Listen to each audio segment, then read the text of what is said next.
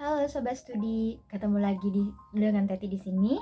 Nah, hari ini Teti akan berdiskusi dengan teman-teman mengenai sebuah lembaga keuangan, yaitu lembaga keuangan leasing. Nah, tema yang Teti ambil untuk berdiskusi dengan teman-teman mengenai pemanfaatan leasing untuk keberlangsungan usaha di tengah kemajuan teknologi. Di sini Teti akan sharing dengan teman-teman ya. Nah, saat ini teknologi semakin hari semakin maju dalam semua aspek. Kehadiran teknologi sangat membantu aktivitas manusia dalam kehidupan sehari-hari, bahkan di sektor industri sendiri, baik itu yang berskala kecil maupun yang berskala besar. Seperti yang kita tahu, perkembangan teknologi sangat berdampak dalam kehidupan sehari-hari. Bahkan di zaman sekarang ini, manusia harus bisa menerima perubahan ini yang memang terkadang dirasa sangat cepat. Akan tetapi, hal ini menunjukkan pula peradaban perkembangan manusia dalam menciptakan sesuatu. Mengingat perkembangan teknologi yang begitu cepat, maka mau tak mau aspek bisnis pun terdampak dengan kemajuan teknologi ini. Kita mulai melihat banyak peralatan, baik itu dari peralatan pabrik maupun peralatan rumah tangga, sudah sangat canggih dan dapat dioperasikan dengan mudah. Bahkan, pekerjaan yang biasa dilakukan secara manual sekarang sudah dapat dikerjakan oleh sebuah mesin. Hal ini pula yang menyebabkan banyaknya industri pabrik di semua sektor memanfaatkan peralatan atau mesin yang menunjang keberlangsungan proses produksi secara lebih efektif dan efisien. Sehingga dapat dikatakan bahwa kemajuan teknologi sangatlah membantu dalam sektor industri pabrik, di mana mesin dan peralatan yang canggih mampu mendongkrak penghasilan yang lebih meningkat atau lebih baik lagi daripada sebelumnya. Bagaimana tidak?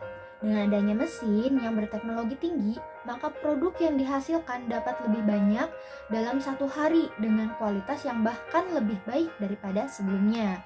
Lebih efektif dan lebih efisien mungkin ya. Sadar akan kebutuhan teknologi dalam bidang usaha, maka ada beberapa perusahaan yang justru memanfaatkan kesempatan ini untuk melakukan usaha sewa menyewa barang atau leasing. Lantas, apakah itu leasing? Bagaimana bentuk usahanya? Oke, mari kita bahas satu persatu. Leasing atau sewa guna usaha merupakan kegiatan pembiayaan dalam bentuk penyediaan barang modal baik secara guna usaha dengan hak opsi atau finance lease maupun sewa guna usaha tanpa hak opsi atau operating lease untuk digunakan oleh penyewa guna usaha yang disebut lease selama jangka waktu tertentu berdasarkan pembayaran secara berkala. Nah, pemaparan tadi, definisi tadi mengenai leasing itu bersumber dari OJK atau Otoritas Jasa Keuangan, di mana OJK ini adalah lembaga yang mengawasi jalannya leasing ini. Setiap perusahaan pembiayaan akan memberikan perjanjian yang berbeda-beda, namun umumnya membuat identitas atau informasi nasabah, jenis barang modal yang dibutuhkan, jumlah atau nilai barang yang disewakan, ketentuan pembayaran, syarat kepemilikan, dan sanksi yang berlaku. Setelah perjanjian disepakati, maka perusahaan pembiayaan akan menghubungi supplier dan pihak asuransi agar bisa memulai kegiatan sesegera mungkin. Sederhananya begini teman-teman, ketika teman-teman akan melakukan perjanjian atau melakukan sewa guna usaha dengan sebuah lembaga leasing, nah teman-teman akan melakukan perjanjian terlebih dahulu. Nah, perjanjian di sini juga yang tadi Tati sebutkan, di dalamnya terdapat nilai barang yang disewakan, ketentuan pembayarannya seperti apa, syarat kepemilikannya, bahkan sanksi yang berlaku. Misalkan teman-teman membutuhkan mesin jahit. Nah, teman-teman ingin barang tersebut ada terlebih dahulu, maka teman-teman bisa memiliki dua hak opsi yang tadi, hak opsi baik secara hak opsi maupun tanpa hak opsi. Nah, kalau misalkan teman-teman ternyata menggunakan mesin jahit tersebut hanya untuk waktu tertentu, kurang dari 1 tahun, nah teman-teman bisa menggunakan hak opsi yaitu atau finance lease, di mana teman-teman hanya membayar sewanya saja, penyewaan barang tersebut, sewa mesin jahitnya.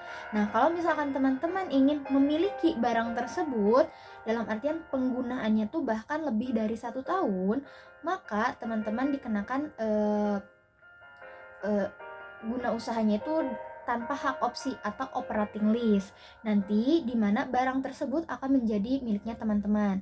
Tentu saja ini hal tersebut harus dilakukan perjanjian terlebih dahulu, dan sanksi yang berlaku di mana misalkan teman-teman sudah meminjam barang tersebut, menyewa barang tersebut, ketika ternyata barangnya tidak bisa dikembalikan atau ada cacat, atau misalkan teman-teman butuh waktu lebih lama lagi untuk pembayarannya, maka biasanya perusahaan lease akan melakukan denda atau sanksi terhadap teman-teman.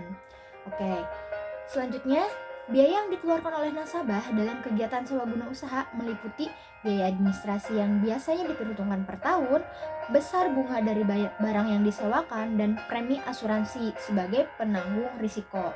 Jadi barang yang disewakan otomatis akan mendapatkan asuransi, di mana misalkan barang tersebut mengalami kerusakan, itu biasanya pihak perusahaan leasing akan mengasuransikan barang tersebut, meminimalisir resiko yang akan terjadi di masa yang akan datang. Adapun biaya-biaya ini akan tercantum dalam perjanjian, sehingga nasabah memiliki kendali untuk menyetujui atau tidak menyetujui.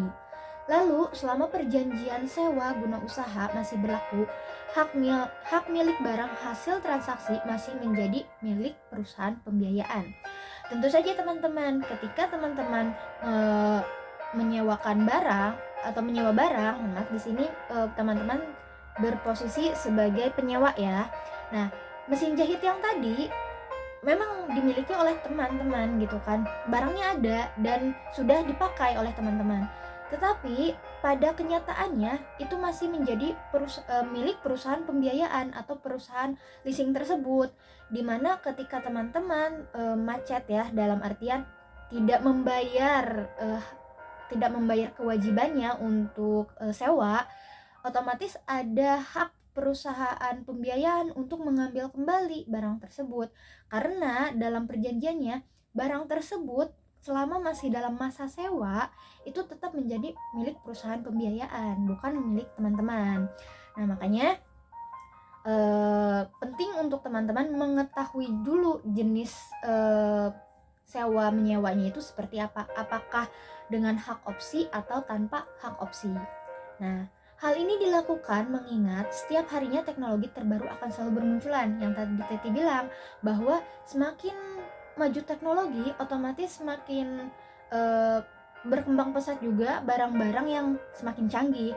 Dan perusahaan juga ingin kan mendapatkan keuntungan sebesar-besarnya dengan pengeluaran yang seminimal mungkin.